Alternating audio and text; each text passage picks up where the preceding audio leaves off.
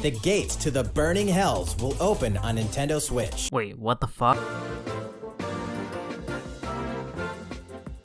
In the past, I've showed quite a fondness for Nintendo's famous Pink Marshmallow, and with Kirby being one of my favorite franchises, I thought it'd be fun to look over its collection of copy abilities, highlighting my personal favorites from the series, from the useful to the unique and everything in between. That said, let's set some ground rules. No endgame abilities like Master Sword or the Triple Star Hammer. Despite showing up in some spin-offs, I'll be focusing on these abilities in the main games.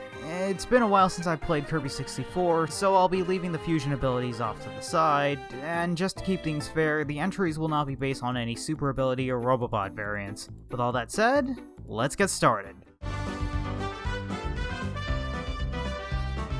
When going through the lineup of abilities, I didn't think this one would make the list.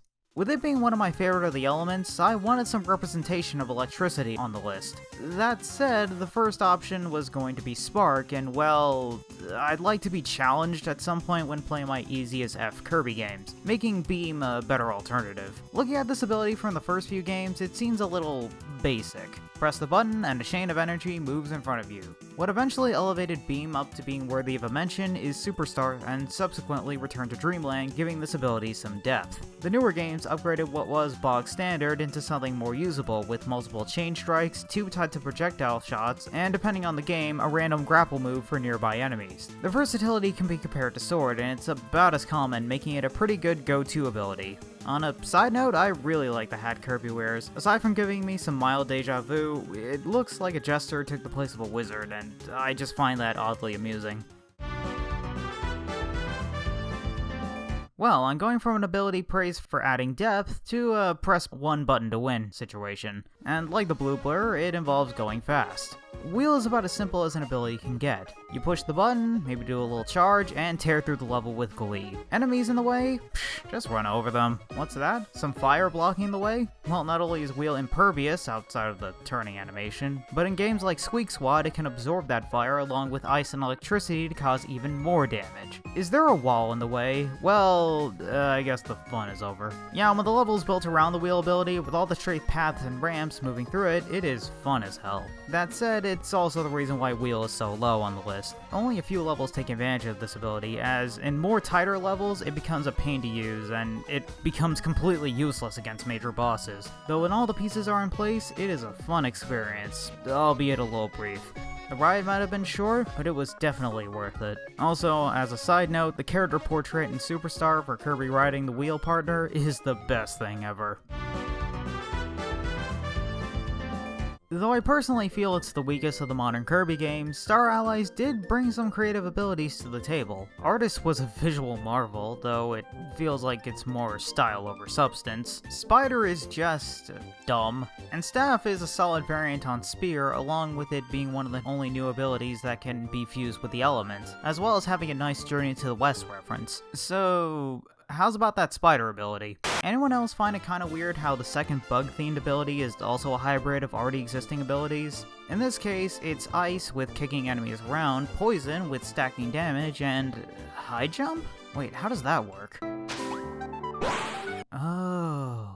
Everything makes sense now. Now granted, this ability isn't getting any points for originality, but what it borrowed were all the right elements. Knocking enemies into other enemies like some genocidal Spider-Man is fun, using the webs to stack damage on bosses is nice, that one upward stabbing move is satisfying, and bouncing around, whether it be you or your allies or your enemies, is stupidly entertaining. So yeah, of the handful of abilities that debuted in Star Allies, I'm crossing my fingers for this one to return in a future game. A few of Kirby's abilities revolve around swinging around a sharpened weapon. The notable examples, like Sword and Cutter, are nice, but I'm less into slashing and more into stabbing away at the bad guys with a poking stick. Spear is a pretty solid ability in terms of damage. The rate in which you stab away makes it on par with abilities like Sword, taking the range of each strike into account and the ability to stab in 4 directions, then Sword goes into the trash pile. What, targets out of your reach? Well, just chuck spear after spear after spear at them. And don't let pesky things like walls get in your way. Spear will somehow stab right through it. And it can be used underwater as well. That's nice. Oh, what's next? Can it fly?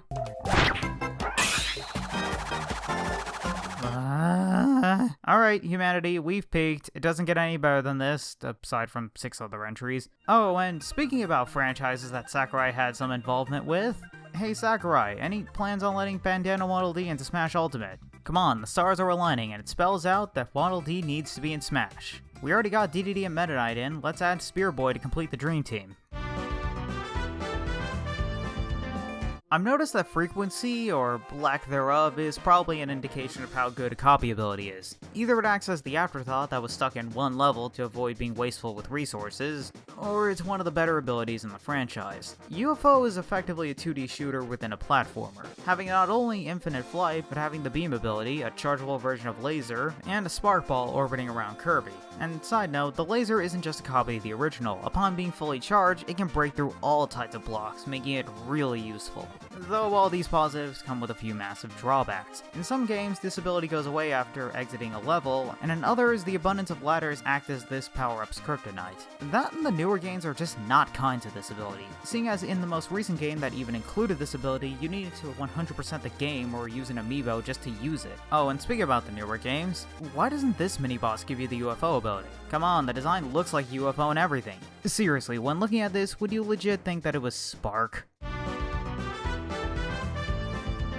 When you get right down to it, the goal of every copy ability is to make killing enemies easier, along with spicing up the gameplay. And here we have an ability that accomplishes this in spades. And with that said, DDD, your taste in weapons is top tier. Despite how simplistic the strikes of Hammer look, it is nothing to underestimate. It's blunt, but dang does it get the job done. You primarily get this ability through a mini-boss, and that small barrier to entry is there for a good reason. Put simply, this ability has the highest damage output in every game that it's in.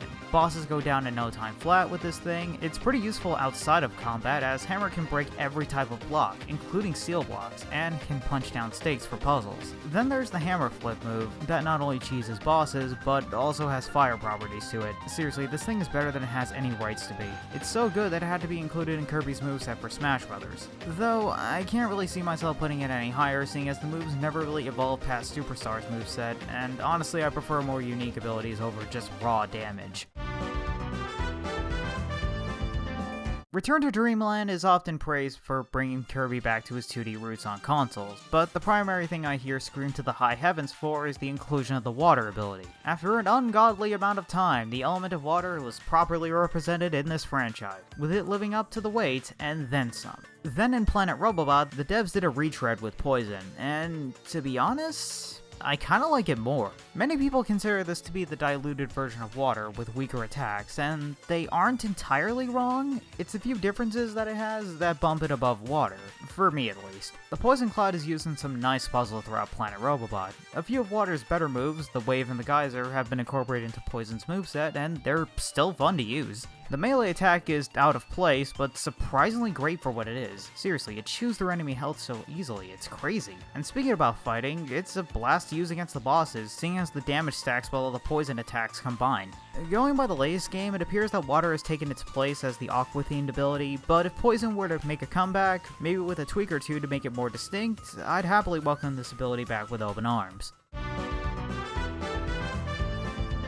When it comes to the theming of location and abilities, the elements play a huge role in video games. This includes the Kirby series as well, seen with the many elemental-themed abilities given to us over the years. But if we were to go all the way back to Kirby's Adventure, where the copied ability debuted, the elemental abilities go back to the simple trio of fire, electricity, and ice. So, anyone up for a cold one with the boys? The element of ice has always been my favorite. Yeah, dealing with the cold can suck, but using the cold to freeze your enemies is several degrees of enjoyable. With ice, you not only kill your enemies, but you freeze them and knock them around into other enemies, which is a ton of fun. Not only has this ability been around for a while now, but over the years it's been getting the extra bells and whistles that make it hold up to this day. A few of the moves given to fire are also found with ice, with the freeze ability being added to its moveset. But what sells this ability for me is the charm. Simple little touches like how Kirby's run animation is replaced with ice skating and the block move is replaced with an ice shield makes this ability a joy to use. This ability turns you into a ninja. That should explain itself.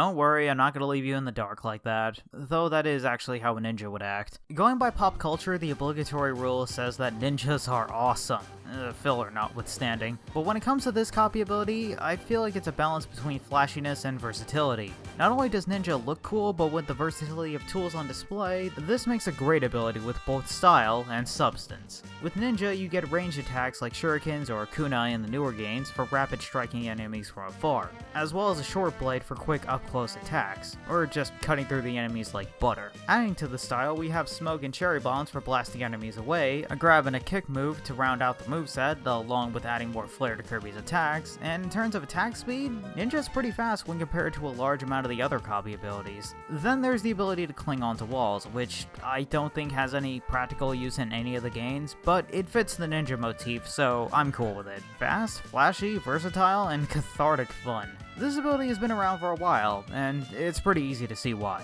Before I reveal which ability is my favorite, let's go over a few honorable mentions. I like the design, and its use with puzzles are nice, but the attacks are kinda meh. The scroll ability is cool though. Severely underutilized with a small moveset, but it's still fun to use. In my opinion, it's the weakest of the elemental trio, but overall it's still a very solid ability. I get a similar vibe to Ninja with a fun moveset. I also like the unintentional reference to Street Fighter. Eat your heart out, Spark. We now have a new broken ability that destroys the concept of challenge in this series. You can consider this to be the unofficial number 11.